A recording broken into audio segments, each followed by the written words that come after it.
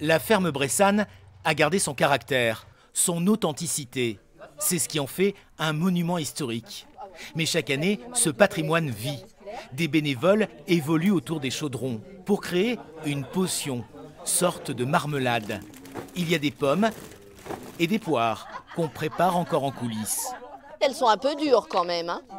Ouais, mais elles sont grosses, ça va plus vite. Elles sont grosses, oui. Ce sont des fruits pas forcément goûteux. On a toujours pris ce qu'il restait au verger. Il fallait bien en faire quelque chose, on ne laissait rien perdre autrefois dans les fermes. Donc ces fruits, on les utilisait en compote, en marmelade. La tradition veut qu'on épluche en groupe, qu'on plume, comme on dit en patois. C'est ainsi que l'on prépare le vin cuit en un seul mot et sans alcool.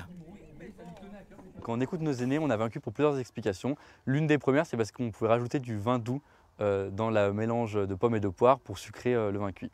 On a d'autres explications qui peuvent être tout simplement du fait que le vin cuit était fait pendant les veillées. Et donc du coup, le mot vin vient du voisin en patois. Et une des autres explications qu'on peut avoir est le fait que vin de 20 heures et cuire de la cuisson, donc 20 heures de cuisson pour réussir à avoir du vin cuit. Peu importe l'appellation, pourvu qu'il y ait le geste, en rythme. Avec un pétouillon, il s'agit de vanler, autrement dit remuer en permanence. Il y en a qui payent pour aller au sauna, ici pas besoin de payer, hein, c'est gratuit. Mais ça fait le même effet en fait.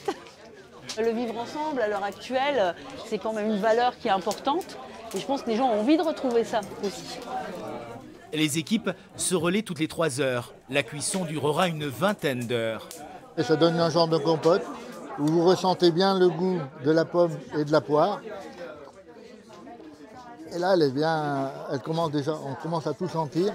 Le vin cuit se garde et se tartine tout l'hiver, comme une confiture du temps jadis, venue de la ferme d'autrefois.